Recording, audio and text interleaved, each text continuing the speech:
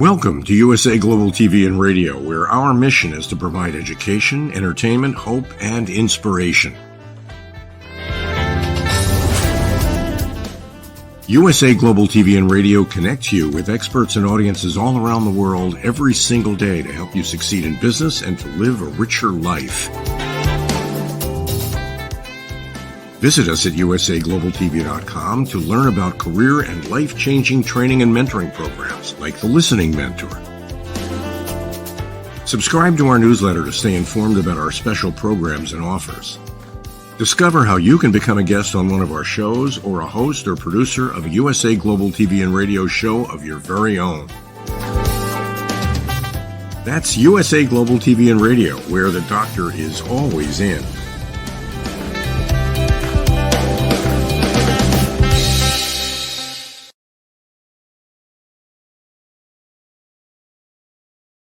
Good morning, good afternoon, good evening. Welcome home to USA Global TV and Radio, where we provide world-class education, entertainment, hope, and inspiration. I'm Dr. Jacalyn Kerbeck, and our show today is Coexistence and Sustainability with Pet Psychic Aminah. And today we're going to be talking about whales. What can we do to help save the whale? So joining me is the star of our show. Her name is Pet Psychic Aminah. She's in California in the good old US of A. Let's welcome her to the program. Hello there. How are you? I'm great. Look at this weather we've got behind us. I know, it's and fabulous. It's pretty much out the same at my place. Well, it's actually a little dismal here today, but there's always sunshine in my heart, as I know there is in yours.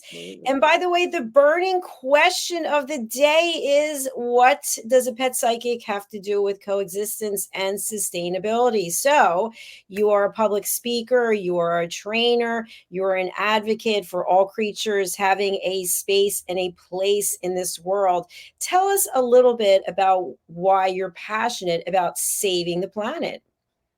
I think the nutshell of this topic will be because I've been asked to, because God made me this way. I have loved all the little bugs and all the little birds and all the other animals I can get my hands on or read about. I read a lot when I was young, and I have been blessed with the opportunity throughout my life to actually work with some extraordinary animals and or be around some extraordinary animals.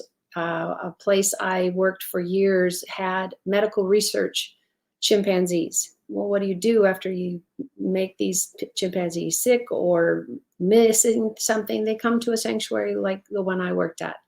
And I've gotten to do this since I was 10 years old. I'm not 10 anymore, if anybody's guessing.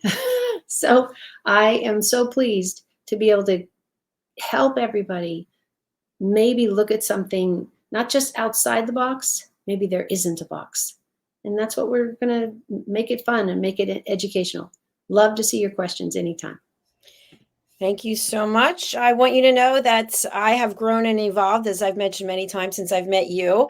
And I went into the garage yesterday, I opened the door, and an iguana came running in, shaking its tail and walking sideways. Yeah, And ordinarily in the past, I probably would have been screaming and yelling and freaking out. But instead, I calmly stood there and I said, would you please leave? I don't think you're going exactly. to like it in the garage. I'm going to leave the door open. Please leave. So I never saw it leave, but it's not in there. I don't know where it is, but I just wanted to let you know that I did not freak out because I thought it has a place. It's just not in this garage. And look at the learning in this one picture. And you and I both know we've learned so much from each other, just doing all of this great work and sharing everything that comes up. But I appreciate is that your vulnerability is you've been really, really open about you really hated this and it was really scary that, and watching both our responses to that. It's like that's the first step. Can there be a change? Yes, if you're open to it. But you have to first say, maybe I need to leave the garage door open today. That's very true. That's very true. And that's what I did. So today we're going to be talking about whales. And the only thing I know about whales is whale watching from when I've been in different places in the world where they had whale watching. And it seems to be an entertainment people enjoy. But the whales actually serve a purpose and they're quite large in size. What can you tell us about whales in general? In general, it is they're magnificent. They're absolutely magnificent. It is such an important part of the ecosystem wherever they are at, be it up in Alaska or down in some more warmer waters, wherever they are. This humanity almost wiped whales off the planet completely. And they eat the grasses in the water, believe it or not, under all of that water, salt or fresh. There are plants growing for all the species that live there. So just think somebody came into your backyard and said, I don't like that bug. I'm going to kill them all. And I'm thinking, you might not do that. And you can find historical records today of areas that have become like deserts because you need the combination of not only an animal who feeds off the grasses and keeps them mowed down and keeps them small enough for the water and other little things and animals to thrive, but it's also their feces. That's not maybe a fun topic, but it's really important because these animals aren't eating Twinkies and Coca-Cola and ding dongs and whatever else, a million pieces of pizza. They're eating from the world they live in. So their digestion of all of this, and then as they defecate out, there's the fertilizer. We didn't have to go down to one of the hardware stores and get it. A lot of us have learned a lot that you've got to feed the soil. Can't feed the soil if you remove the reason why there is something that will feed the soil. And it's in water, it's out of water, it's in the deserts, it's everywhere. Every single thing you see has a circle of life and how it touches other animals, bugs, whatever it is. And this is us all getting there together. And we're really living our choices right now with how much heat is everywhere, how we're losing the rains. So it's not too late. I want to be the cheerleader and say it's not too late. Make a change, even if it's one change. Let's say you always just throw your trash away. How about recycling? Are you recycling anything or some? A lot of cities now have trash cans that are just for like cardboard and paper. And I don't know about you, Dr. Jacalyn. I bet you have even more mail than we get. It's always tons of paper. And we recycle it all. We've got to start there.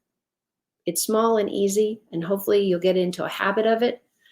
But just like people who chew gum and put it under a picnic table or something, that gum's going to be there forever. Because gum specifically has a ton of preservation and chemicals in it that it's not going to do. It's not going to go anywhere for years. Thank you so much. You bring up so many great points. I actually was out walking the other day and somebody was smoking. I'm so not used to being around cigarettes. And they just took the cigarette and just threw it. Yeah. I thought, really? I mean, And it'll be there in 6 days, 6 weeks, and 9, you know, But if and you think about all the forest fires and the wildfires, and so are all it made takes by is just that. one person to just throw Yep. something. So Yep. anyway, I want to move on to the ocean and ocean life, as whales are living in the oceans. And in many cases, the oceans are polluted. Oh You my were gosh. talking about recycling, and I read a number of things that a lot of trash is put on barges and sent out to sea to other countries. And so, of course, whales and other creatures are living there. How does trash infect or affect the ecosystem of the oceans and the animals living there? The short story will be, it's about the quality of the water. So if you have just dumped a whole, anybody who's had a bath at some point in their life, and you see all those bubbles and all the soap, hopefully you washed your hair and all that is going down the drain. Have any of us stopped to think, where does the drain go? Where is, you know, do we have a septic tank? Is it going straight into the ground? This is what's happening to wildlife. There is no filter. There's not a pipeline taking all that garbage. There's probably a pipeline for oil and all that type of stuff, because we're taking that out of the waters and the locations that have that. Every time there's an oil spill, thousands and thousands of animals die, because you've taken a substance that's in the earth but not meant to be outside of the earth. So you have to really think about that. If you're going to go fishing, I don't care if it's salt water or regular water, just any of that kind of stuff, up a stream, down a stream, and you decide to flick your cigarette and it's like, oh, it'll be fine, it'll biodegrade. No, the tobacco is not a tobacco leaf anymore. It's all wrapped up in other things. It's all covered with something that either tastes good. For cigarettes now, you can get them all flavors, and you're tossing them out. And I guarantee you, if you come back in a week, that cigarette butt is going to be there, unless an animal took it away to see if it fits in as their door. We've got to understand that just because you can just drop your trash or you can ... fill in that space, doesn't mean you should. So I know that there's quite a few of us that have little baggies in our pockets, in our purse or whatever, so we can, because I'm going to pick it up. I get chewed out all the time by my family, and they're like, stop doing that. I said, well, I'm not using my hands again. I wait and wash my hands later. If it's really, wet or dewy or something, I've actually gone out to the creekside and I find a whole cup, one you got with fast food. And for me, I'm like, okay, that's really tragic. Move on. I now have a cup to put all the other trash I'm going to probably pick up on my walk. Choices. There's tons of little bags you can hook to your waist.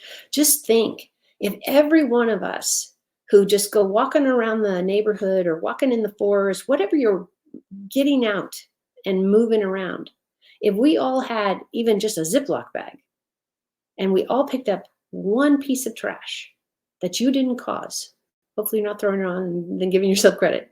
Can you imagine how cleanly that we'd be moving toward such a different, clean environment, and the animals would not be in danger?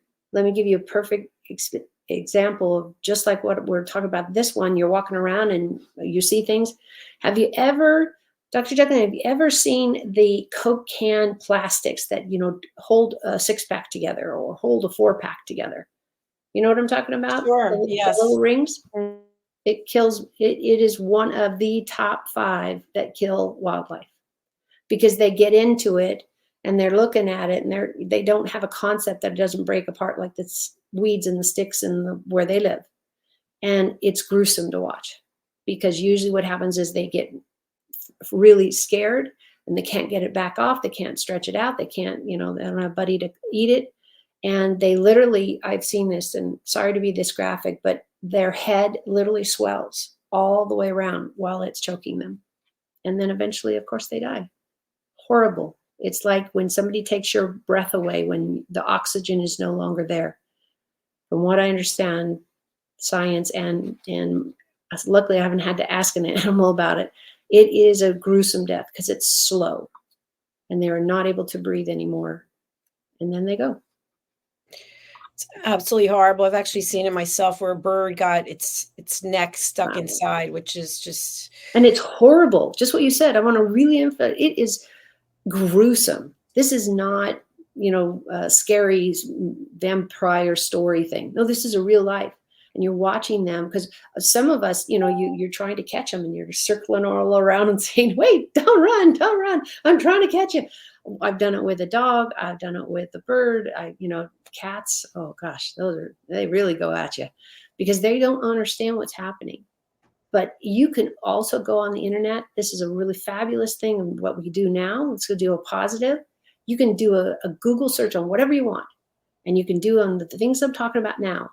And then you can find the good stories where somebody went in there and the animal's terrified. So they got their jacket or some kind of towel and wrapped them up. And then little by little cut the whatever it is. It's from the Coke cans or from a string somebody left out. Just think you're up flying a kite. Great time. You're out with friends, out with kids, and you're all doing kite flying. Well, they have how many strings and tails on those kites?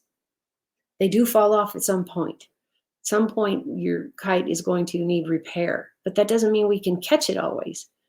I really want people to try to think about, okay, do I have a bag to put this in? I want to make sure I don't leave anything behind, string, God forbid, rubber bands or any of these types of things that they can get around their body. And just imagine a little rubber band on a little bitty squirrel, and he loses all the use of their legs because that has become, a tourniquet. And if you don't know what a tourniquet is, it's something that we would use in years gone by. When somebody got a bleed and they had a cut or something like that, you would put it on there. And a tourniquet technically it blocks any more blood, but also any more feeling. So you can't leave it on very long. You got to get them all bandaged up. This is what these animals are going through. It is 1 million types of tourniquet. In Coke cans, the plastic rings that puts the six-pack together, that's a real huge, huge problem in the entire world because they're all around, but some get loose. You're dropped on the ground. The trash man didn't see it, whatever that is. But hopefully you'll think twice about just throwing gum wrappers or something on the ground. Oh, they'll biodegrade. No, not really. There's so many things that are going to stay intact. And who runs into them and tries to eat it and chokes to death? That's what we don't want. Yeah, absolutely. And we've addressed this before, but I think it needs to be presented again, is the dog waste. People believe that it's going to biodegrade, and lo and behold, it does not, friends. So tell us a little bit about that. And unless you have taken a class that I didn't see, dog feces and what they eat is totally different. Everybody's like, oh, but I'm feeding them all organic stuff. And that's great if that's what you can do and want to do for your pet. But the problem still is feces, people or animal or whatever, don't necessarily biodegrade. And what we're talking about is domesticated pets. So you got a cat. I can't tell you how many people have a cat. It's like, okay, go potty and come back. Oh, it's just a little bitty potty. It's no big deal. It's a big deal because it changes the pH in the soil. It changes the biodegradableness. There's a long list, but the idea is, well, who picks it up? Well, nobody. If you are talking about a herbivore, so just eat vegetables, there's not a lot of call for vegetable poop that I'm aware of. Now, canines and the ones that eat meat, everybody thinks it's different. It's a different digestion, but remember, somebody already digested it, and the feces are the after part. It's not the good part. It doesn't have the minerals and all of the good parts that the person or the animal who got it to eat it first. So please remember, if you've decided to have a pet, dog, cat, whatever you walk, I've seen lots of people doing different things, then also know, just carry a bag with you. First of all, you can get them on whole ropes and reels and just rip one off when you go out. Or like me, I save old bread bags. They're perfect. You can put your hand in, keep your hand covered, pick up the waist, pull it over, tie it off, put a bread tie on it, whatever it is. You don't have to spend a lot of money. And I wonder, I would love to see this scientifically out there. We'd have to get a lot of people to sign up for it. How much is, oh, I just don't want to because it'll be biodegradable, or I don't want to because it's dirty and gross, or I'd love to get, Dr. Jacalyn, get a science thing down and you have like a channel of 3 choices. What do you think about this? But let's leave everybody with, if you're feeding pet food, I don't care if it's steak off your table or dog food that comes in a bag, everything, animals don't have wild food. It's very, very uncommon, because then you're taking more out of the whole circle. But when animals and people were eating from the soil, I will bet you there weren't a lot of potty questions or don't do this here. And it biodegrades pretty good, in a good pace, especially you get the rain involved.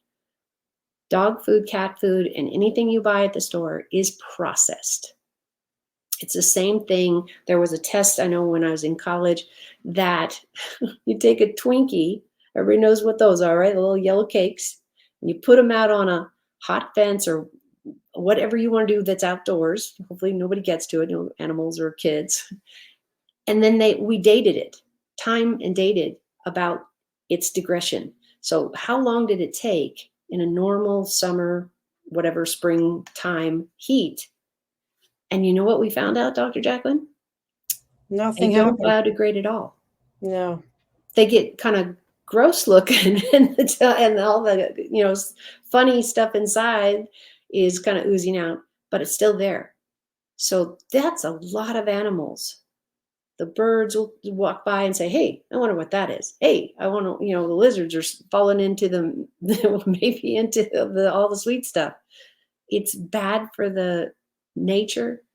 And if you think your gum wrapper doesn't matter, it does. It does. Even one. I get in a lot of trouble when I go for walks and hikes with my family, because I've been picking up trash for forever. And I always seem to forget a bag. So I end up washing my jacket, because I fill it with in the pocket, in one of my pockets. I usually have something on that I'm in. I have pockets. It's really that simple. And if you don't like touching it, I'm all for you, because you should clean your hands when you come home anyway. But you can buy gloves. And the dollar store is this miracle, wonderful store, keeps their prices way down. And hopefully that inspires you next time you're out there to say, okay, I can do this. I can help. I can be a part of the solution and not part of the problem. Because if you do nothing, sorry guys, you're still part of the problem. We need to have action.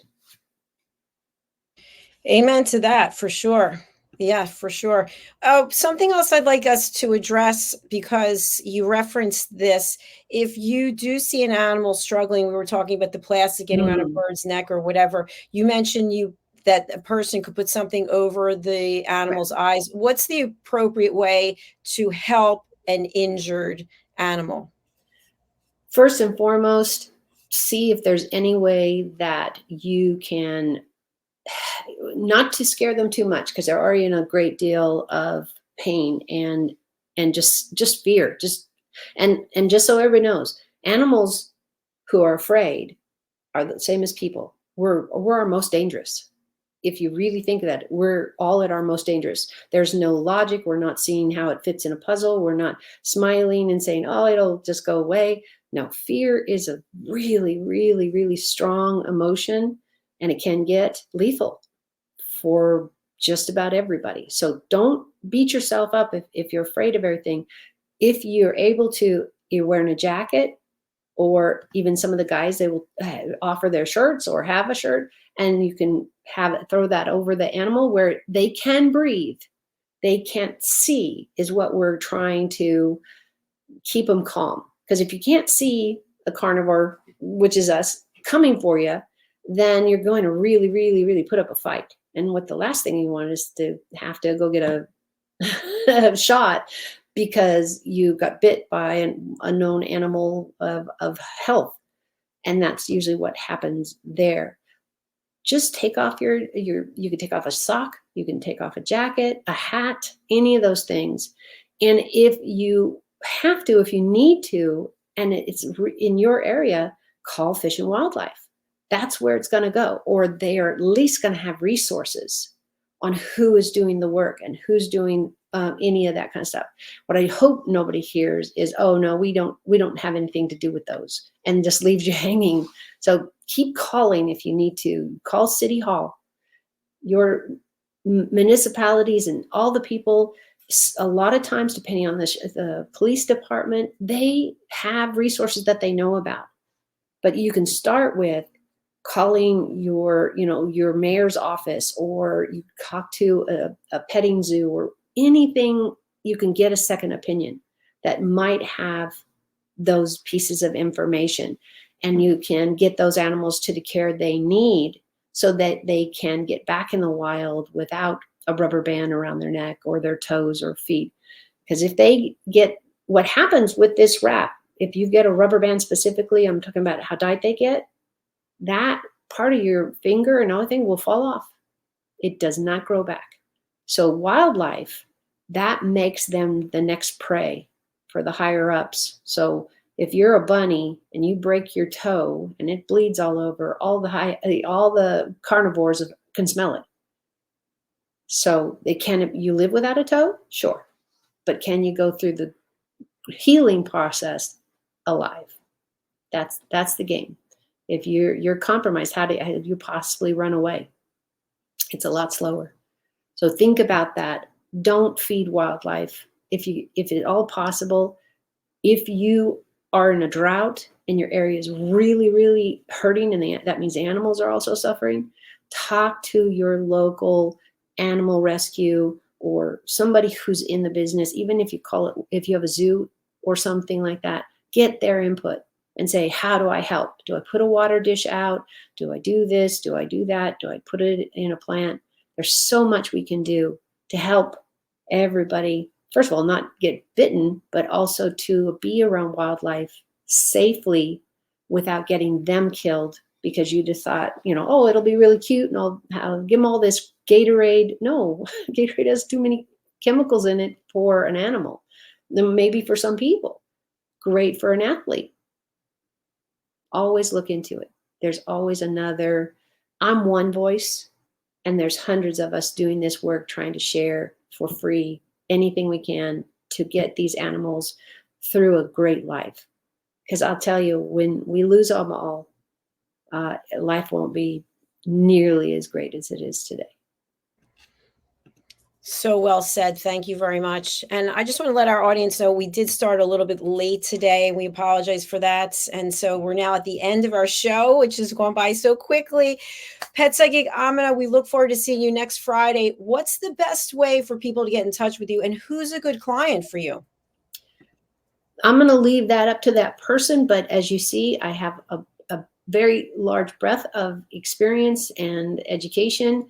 So I meet you where you are. If you're struggling with your pets that live with you or the ones outside with you, I have not only a degree in most of all of this, but I also lived it. I actually had a horse that nobody would take, so I took him on, who was allergic to alfalfa. If you know anything about horses, that's pretty much most their meal. So I've got a great deal of real life experience that I can help you through some creative ways. If that's you, give me a call. My email's even better. bridgingworlds.us is my website, and you can get more of our videos that we've been doing for this free information, and let me help. End of life is one of my specialties, so I have dealt with that with people who have passed or are on that transition, and animals themselves. So I can help you through quite a few really life-changing, but I want you to come out on the other end being healthy and maybe looking for that next pet. It's up to you and us to figure out, wait a minute, am I ready for a new pet? Or maybe I got the wrong pet, because cats aren't for everybody, dogs aren't for everybody. and everything else. So just let me know. bridgingworlds.us. All my details are there, and all these shows you'll get to see there on YouTube and there. Thank you so much, my friend. I appreciate it. It's always good to see you, and I hope you have a beautiful weekend. Absolutely. Bye for now. Bye. Thank you, everyone. We are closing out our week, and we are super excited to have you with us. Just a couple of very quick announcements. If you haven't subscribed to our channels, please do. We will be at 100,000 subscribers. Fingers crossed, toes crossed, eyes crossed. Not really. We're at 46,183 as of today. That was earlier. So please just go to YouTube and click subscribe. We have a second channel, which is Dr. Jacalyn Kerbeck, which we really weren't working on, but now are. And so we have a completely different audience on this channel, which is mostly women, and this channel, which is mostly men. Very interesting. So please subscribe to our second channel as well. There are all the announcements I have for today. If you'd like to be a guest on any of our shows, please do go over to our website, which is usaglobaltv.com.